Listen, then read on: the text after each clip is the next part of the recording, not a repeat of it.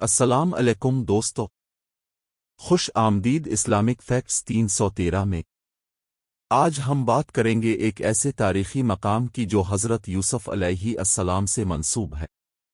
مصر میں آج بھی ایک ایسی جگہ موجود ہے جسے لوگ حضرت یوسف علیہ السلام کا غلہ خانہ کہتے ہیں۔ کیا واقعی یہ وہی جگہ ہے جہاں حضرت یوسف نے قحط سالی کے لیے اناج جمع کیا تھا؟ آئیے جانتے ہیں اس دلچسپ اور ایمان افروز موضوع کے بارے میں۔ دوستو، قرآن پاک میں سورہ یوسف میں اللہ تعالیٰ نے تفصیل سے حضرت یوسف علیہ السلام کی زندگی کا ذکر فرمایا ہے۔ جب حضرت یوسف مصر کے بادشاہ کے خواب کی تعبیر بتاتے ہیں تو بادشاہ نے انہیں مصر کے خزانوں کا نگران مقرر کر دیا۔ بادشاہ نے خواب میں 7 موٹی گائیں دیکھیں جنہیں 7 دبلی گائیں کھا رہی تھیں، اور 7 ہری بالیاں اور 7 سوکھی بالیاں۔ حضرت یوسف علیہ السلام نے اس خواب کی تعبیر یہ بتائی کہ 7 سال تو خوشحالی کے آئیں گے اور پھر 7 سال سخت قحط کے آئیں گے۔ حضرت یوسف نے مشورہ دیا کہ خوشحالی کے سالوں میں زیادہ سے زیادہ اناج جمع کیا جائے تاکہ قحط کے وقت لوگ بھوک سے نہ مریں۔ بادشاہ نے یہ ذمہ داری حضرت یوسف علیہ السلام کو سونپی۔ قرآن میں اللہ تعالیٰ فرماتے ہیں کہ یوسف نے کہا، مجھے زمین کے خزانوں پر مقرر کر دیجئے، میں نگہبان ہوں اور جاننے والا ہوں۔ اب سوال یہ ہے کہ حضرت یوسف نے یہ اناج کہاں جمع کیا؟ مصر میں آج بھی کچھ ایسی عمارتیں موجود ہیں جنہیں عام لوگ یوسف علیہ السلام کے غلہ خانے کہتے ہیں۔ یہ دراصل اہرام مصر ہیں، خاص طور پر اہرام جیزہ۔ اہرام مصر دنیا کے 7 عجائبات میں سے ہیں۔ یہ بہت بڑی اور بلند عمارتیں ہیں جو ہزاروں سال پرانی ہیں۔ کچھ مورخین اور عوام کا خیال ہے کہ یہ اہرام دراصل غلہ خانے تھے جہاں حضرت یوسف نے اناج جمع کیا تھا۔ لیکن دوستو، تاریخی اور آثار قدیمہ کی تحقیقات سے یہ بات واضح ہوتی ہے کہ اہرام مصر دراصل فرعونوں کے مقبرے تھے، غلہ خانے نہیں۔ یہ اہرام حضرت یوسف سے بھی پہلے تعمیر ہو چکے تھے۔ سب سے بڑا اہرام خوفو تقریباً 2500 قبل مسیح میں بنایا گیا تھا۔ تو پھر حضرت یوسف نے اناج کہاں جمع کیا؟ قرآن اور احادیث میں کسی خاص عمارت جگہ کا ذکر نہیں ملتا، لیکن مصری تاریخ سے پتہ چلتا ہے کہ قدیم مصر میں اناج کو محفوظ رکھنے کے لیے خاص قسم کے گوداموں کا استعمال کیا جاتا تھا۔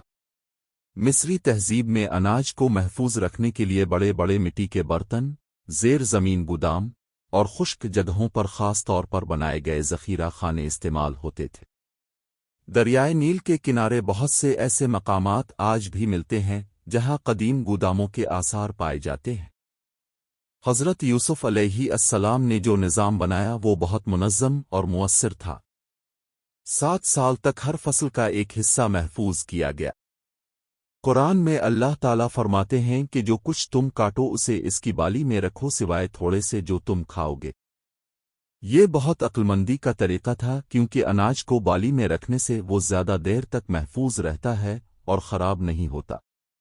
یہ قدرتی طریقہ آج بھی کچھ جگہوں پر استعمال ہوتا ہے۔ جب 7 سال کی خوشحالی کے بعد قحط آیا تو حضرت یوسف کی دور اندیشی کی وجہ سے مصر میں کسی کو بھوک نہیں لگی، بلکہ آس پاس کے علاقوں سے بھی لوگ مصر میں اناج لینے آنے لگے۔ اسی وقت حضرت یوسف کے بھائی بھی کنعان سے مصر آئے۔ قرآن پاک میں اس واقعے کا بڑا خوبصورت ذکر ہے۔ حضرت یوسف کے بھائی انہیں پہچان نہ سکے لیکن حضرت یوسف نے اپنے بھائیوں کو پہچان لیا۔ پھر آخر میں اللہ تعالیٰ نے حضرت یوسف اور ان کے خاندان کو دوبارہ ملا دیا۔ دوستو، اس واقعے سے ہمیں کئی اہم سبق ملتے ہیں۔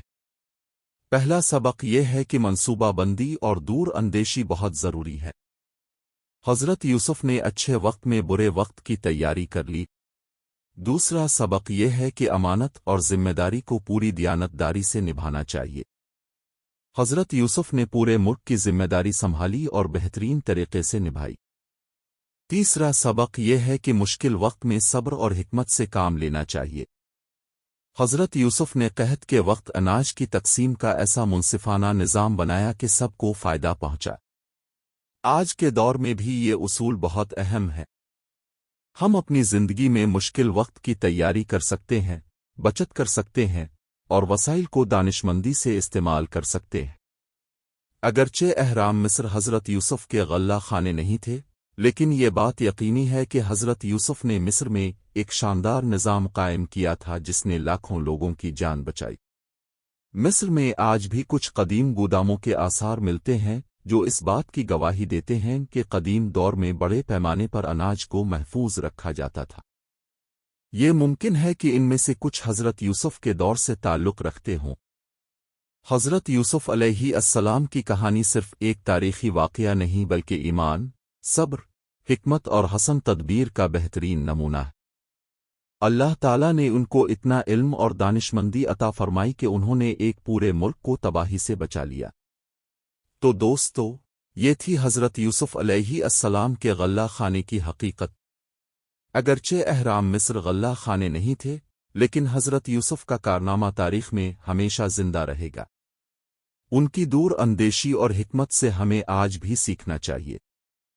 اگر آپ کو یہ ویڈیو پسند آئی ہو تو لائک کریں، شیئر کریں اور ہمارے چینل اسلامک فیکٹس 313 کو سبسکرائب کرنا نہ بھول۔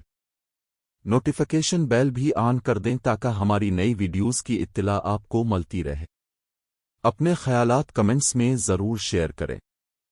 اللہ حافظ۔ السلام علیکم ورحمۃ اللہ وبرکاتہ۔